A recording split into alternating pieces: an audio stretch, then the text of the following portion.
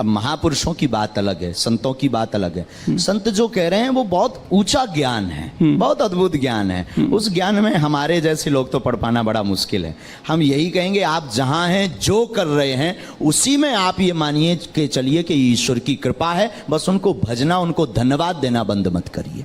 एक चीज़ और, social media का मैंने जिक्र किया शुरू में कि बहुत अब लोग आपसे वहाँ पर जुड़ रहे हैं। 1-2 साल में और ज़्यादा ये संख्या बढ़ी है, लेकिन एक चीज़ ये भी कही जाती है आपके बारे में कि आपको भी पता चल गया है कि सोशल मीडिया पर बने कैसे रहना, और इसके लिए आप एक से एक बयान देते रहते हैं। आप लोगों को कहते हैं कि बुलडोज़र खरीद लीजिए घर में।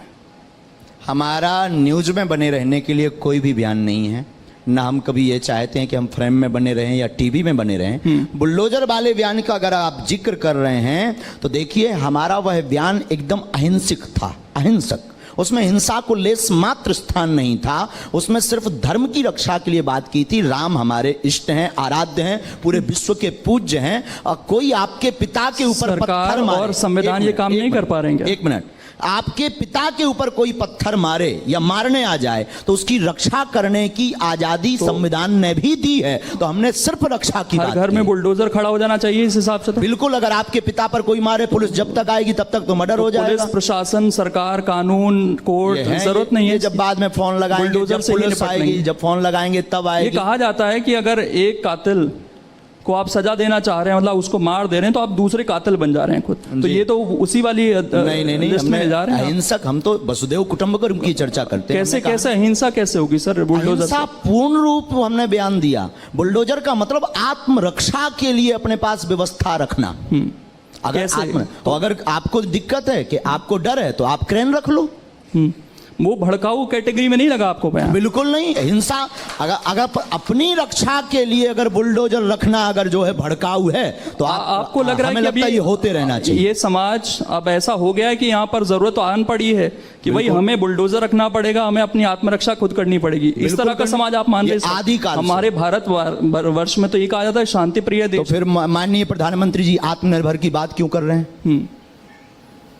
नहीं तो वो आत्मनिर्भरता अलग है ना।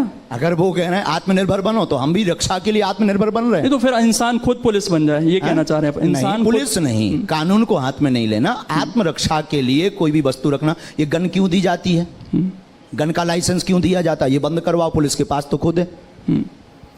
और भी आपके बताइए अगर हम गलत बोल रहे हैं। और भी बयान है आचार्य जी, आप जो आपके अनुयायी हैं उन्हें पागल कहते हैं।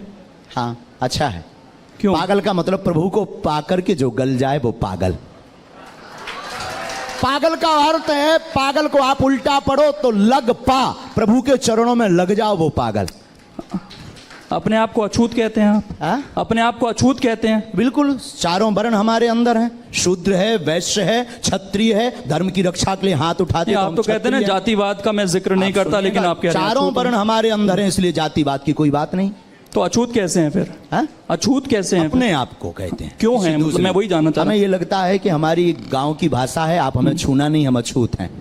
उस वक्त गांव की भाषा में, गांव का एक कहावत है, भैया हमें छूना नहीं, हम अछूत हैं। तो गांव की कहावत में वो संबोधित किया था, ना कि अपने आप को अछूत सबसे संबोधित करके या किसी व्यक्ति को जलील करके हमने अछूत कहा। सनातनियों को कायर कहते हैं आप जी? सनातनियों को? हाँ, अगर सनातन की बात आती है और बुजदिल बनकर घर पर बैठ जाते हैं तो वो कायर हैं।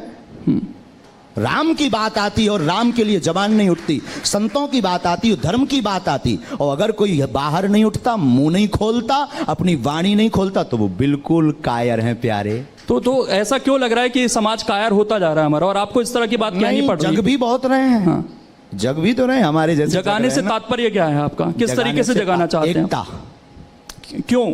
आप कहते हैं मैं जाति नहीं मानता, मैं धर्म नहीं मानता, तो आप इंसान को एक कीजिए ना। आप वहां सनातनी जोड़ देते हैं। सनातन का मतलब कोई पर्टिकुलर धर्म नहीं, समानातन का मतलब वो धर्म जिसमें बसो सारे धर्मों को एक करना चाहते हैं। पूरी बात। हाँ। वसुदेव कुटुंबकम की चर्चा, हम उस सनातन धर्म की बात कर रहे हैं जिसके मंदिरों से आवाज निकलती है, विश्व का कल्याण हो, विश्व में शांति हो, प्राणियों में सद्भावना हो। और जो इस चीज को नहीं मानते वो दूसरे धर्म को मानते हैं। अगर वो नहीं मानते तो वो मानव है, नहीं है, मानव समाज में रहने के लायक। दूसरे धर्म की बात कर रहा हूं मैं सर, जो वो अपना पालन धर्म हमारे हैं, सब धर्म हमारे हैं, जिसमें मानवता सबसे पहले, हमारा उद्देश्य है मानवता। तो एकता की जरूरत क्यों है? समाज बिखर रहा है क्या आपकी नजर में? बहुत ज्यादा जातिवाद के नाम पर रोटियां सेकी जा रही हैं श्रीमान।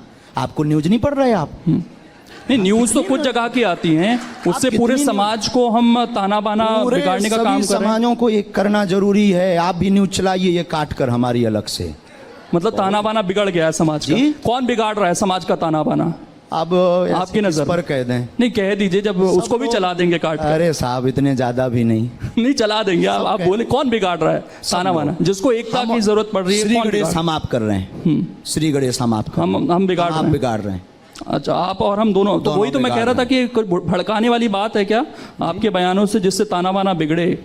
नहीं, हम एकता की चर्चा करते हैं। आज भी कह रहे हैं हम मानववादी हैं।